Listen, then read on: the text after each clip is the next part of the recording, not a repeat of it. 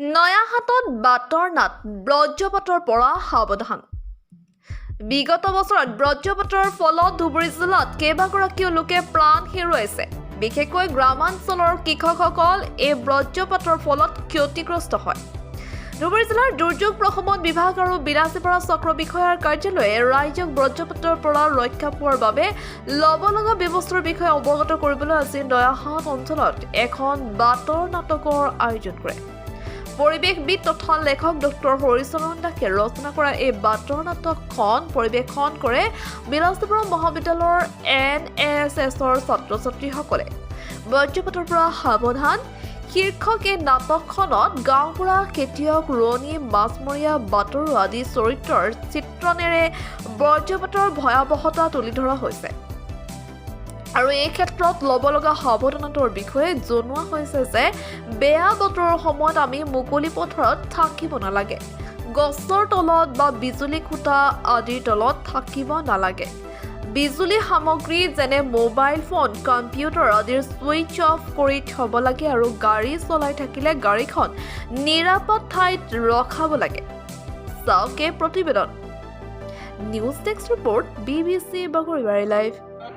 আমি কেনেধৰণৰ সাৱধানতা অৱলম্বন কৰিব লাগে সেই সম্পৰ্কে জনাবৰ কাৰণে আমি ইয়াত সমবেত হৈছোঁ। কাৰণ সেই সময়ত বহু মানুহৰ প্ৰাণ গৈছে, আমাৰ ধুবুৰী জিলাত 4জনকৈ মানুহ মৰিছে, বহুতৰ টিভি, ৰেডিঅ', মোবাইল ধ্বংস হৈছে।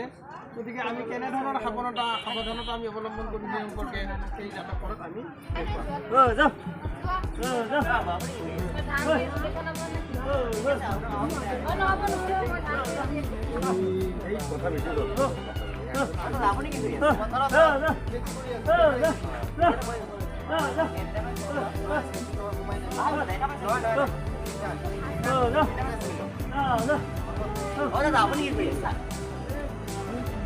কেইটামান কৰোঁ ঠিক আছে আহক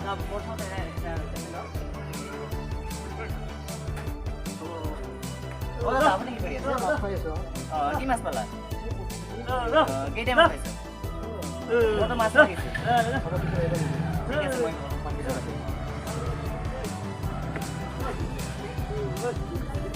দেখা নাই বৰষুণ আহিব ধৰিছে, বজ্ৰপাত পৰিব, এতিয়া সোনকালে ঘৰত যাব দিয়া। তুমি মাছ মাৰা এৰাচোন, হ'ব দিয়া, আজি মাছ নাখালে হ'ব, যোৱাচোন, আজি মাছ নাখালে হ'ব।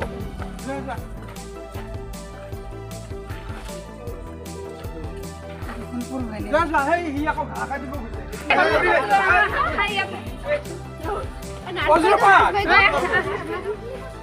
আমাৰ বাইদেউ গৰাকী নাচ বাইদেউগৰাকীক মাতাচোন, নাচ বাইদেউগৰাকীক মাতাচোন।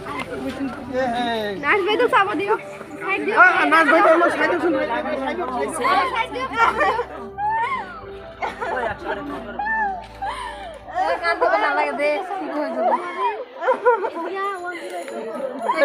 কাৰ হাতত মোবাইল আছে, 108 ফোন কৰাচোন, 108 ফোন কৰাচোন। সোনকালে আহিব লাগে।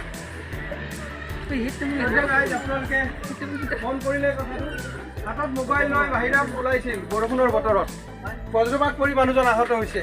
আপোনালোকে কেতিয়াও বজ্ৰপাত পৰি থকা সময়ত, বিজুলী ঢেৰেকনি মাৰি থকা সময়ত হাতত মোবাইল লৈ কেতিয়াও বাহিৰলৈ নোলাব।